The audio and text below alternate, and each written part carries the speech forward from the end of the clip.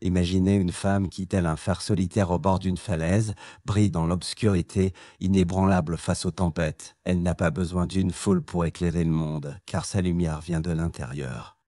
Cette femme, c'est celle qui a choisi la qualité plutôt que la quantité, celle qui a construit une vie de paix en laissant derrière elle les faux semblants, les drames inutiles et les relations vides. C'est une femme qui a appris que la vraie force réside dans sa capacité à être seule, à s'aimer profondément, à tracer son propre chemin sans attendre l'approbation des autres. Aujourd'hui, je veux vous parler de cette femme, une femme rare, une femme puissante, une femme qui incarne la sérénité et l'authenticité. Et croyez-moi, elle est l'une des âmes les plus fortes que vous rencontrerez jamais. Pensez à une rivière. Zone rivière tumultueuse, pleine de courants imprévisibles, charriant des pierres de toute taille. Certaines sont rugueuses, instables, prêtes à vous faire trébucher. D'autres, polies par le temps, s'intègrent harmonieusement dans le lit de la rivière, apportant équilibre et beauté. Cette femme, elle est comme une rivière qui a appris à ne garder que les galets les plus lisses, ceux qui soutiennent son courant, qui respectent son flux. Elle a laissé les pierres rugueuses s'en aller, emportée par les vagues du temps, parce qu'elle sait que son cours doit rester pur, fluide, libre. Son petit cercle d'amis, ou même son absence d'amis, n'est pas un signe de faiblesse, mais une preuve de sa sagesse. Elle choisit avec soin les galets qui composent son monde, ceux qui brillent sous la lumière du soleil, ceux qui apportent harmonie et croissance. Permettez-moi de vous raconter l'histoire de Claire, une femme que j'ai rencontrée il y a quelques années. Claire était une femme rayonnante, mais discrète. Dans sa jeunesse, elle avait couru après les foules, cherchant à plaire, à être aimée, à remplir son agenda de sorties bruyantes et de conversations superficielles. Elle était entourée de dizaines de personnes, mais au fond, elle se sentait seule. Les ragots, les trahisons, les amitiés à sens unique qui l'avaient épuisée. Un jour, après une énième déception, une amie proche avait répandu des rumeurs sur elle pour briller aux yeux des autres. Claire a décidé que ça suffisait. Elle a pris une grande inspiration comme si elle se préparait à plonger dans une nouvelle vie et elle a fait un choix radical. Elle a coupé les ponts avec ceux qui ne respectaient pas son énergie. Au début, ce fut difficile. La solitude lui pesait comme un manteau trop lourd, mais au fil des mois, Claire a découvert quelque chose de magique. En se débarrassant du bruit, elle a entendu sa propre voix. Elle a commencé à s'aimer, à explorer ses passions, à savourer les moments passés seule avec un livre, une tasse de thé ou une promenade dans la nature. Elle a appris à danser dans son salon sans se soucier du regard des autres, à rire de ses propres blagues, à rêver sans attendre la validation d'une foule. Peu à peu, son cercle s'est reformé, mais différemment.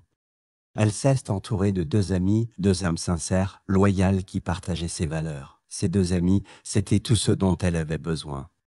Avec elle, pas de drame, pas de compétition, juste de l'amour véritable et du soutien mutuel. Claire m'a dit un jour, avec un sourire paisible, « J'ai compris que je n'avais pas besoin de beaucoup pour être heureuse. J'ai juste besoin de ce qui est vrai. » Cette femme, comme Claire, a maîtrisé l'art de la solitude choisie. Elle n'a pas peur d'être seule, car elle sait que la solitude n'est pas un vide, mais un espace sacré. Imaginez une toile vierge, prête à accueillir les couleurs d'une chef-d'œuvre. Cette femme est l'artiste de sa propre vie. Elle ne laisse pas n'importe qui tenir le pinceau. Elle choisit avec soin les teintes qu'elle veut voir dans son tableau, les teintes vibrantes de confiance, de loyauté, de croissance. Les relations toxiques, les drames méquins, les ragots, ce sont des couleurs ternes qu'elle refuse d'intégrer à sa toile. Elle peint avec intention, avec amour, avec respect pour elle-même. Sa confiance en elle ne dépend pas des applaudissements des autres. Elle n'a pas besoin d'une foule pour se sentir complète, car elle est déjà entière. Elle est comme un arbre majestueux, enraciné profondément dans la terre, capable de résister aux vents les plus violents. Ses racines, ce sont ses valeurs, sa foi en elle-même, son amour-propre. Et ses branches, elles ne s'étendent qu'aux personnes qui méritent de s'y poser, aux âmes qui apportent lumière et chaleur et n'entendent pas tout chaos. Prenons un exemple du quotidien. Imaginez cette femme, disons qu'elle s'appelle Amina, dans une réunion entre collègues. Autour de la table, les conversations dérivent vers des ragots sur une autre employée. Les voix s'élèvent, les jugements fusent, l'énergie devient lourde. Amina, elle, reste calme. Elle écoute, mais elle ne participe pas. Elle sait que se joindre à ce genre de discussion cesse de trahir ses propres valeurs. À la fin de la réunion, elle se lève, sourit poliment et s'en va. Plus tard, une collègue sincère, qui partage son respect pour l'authenticité, la rejoint pour discuter d'un projet commun. Avec cette collègue, Amina s'ouvre, partage ses idées, rit, se sent vivante. Pourquoi? Parce que cette relation est alignée avec qui elle est. Amina sait que son énergie est précieuse et elle ne la gaspille dans des interactions qui ne la nourrissent pas. Cette femme, elle est comme un jardin soigneusement entretenu. Chaque plante, chaque fleur représente une relation dans sa vie. Elle ne laisse pas les mauvaises herbes envahir son espace. Elle arrache sans hésiter ce qui menace son équilibre, ce qui étouffe sa lumière. Elle arrose avec amour les fleurs qui s'épanouissent sous son soin, celles qui apportent couleur et parfum à son jardin. Ce jardin ceste son cœur, son âme, son énergie, et elle en est la gardienne. Elle sait que chaque personne qu'elle laisse entrer doit respecter cet espace sacré, doit y apporter de la beauté, de la croissance, de l'harmonie.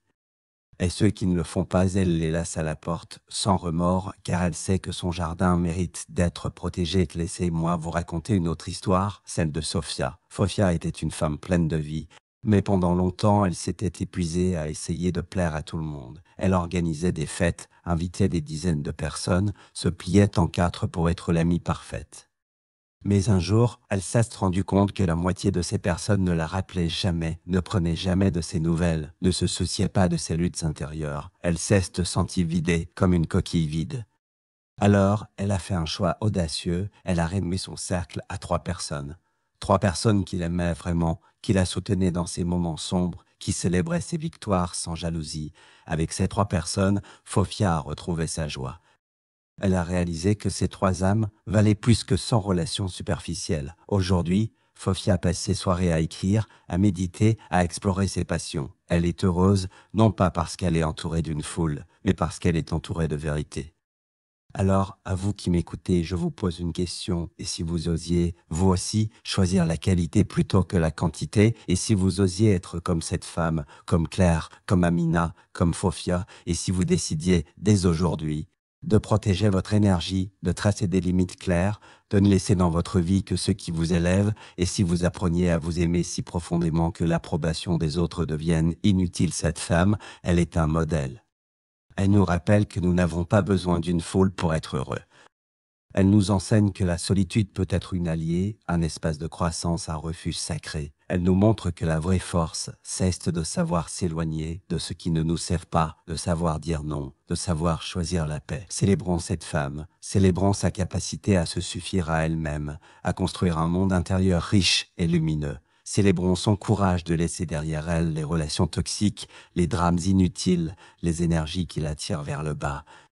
Célébrons sa sagesse de savoir que moins, c'est souvent plus. Célébrons sa force, son authenticité, sa lumière. Et si vous vous reconnaissez dans cette femme, sachez ceci, vous êtes déjà validé, vous êtes déjà assez. Votre valeur ne dépend pas du nombre de personnes dans votre vie, mais de la profondeur avec laquelle vous vivez, aimez et vous respectez. Vous êtes une rivière, un phare, un jardin, un arbre. Vous êtes entière.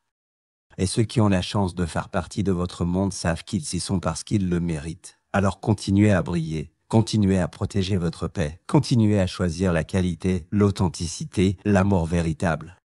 Car une femme comme vous, une femme qui sait qui elle est, une femme qui n'a pas peur de marcher seule, est une force de la nature. Et le monde a besoin de vous. Merci.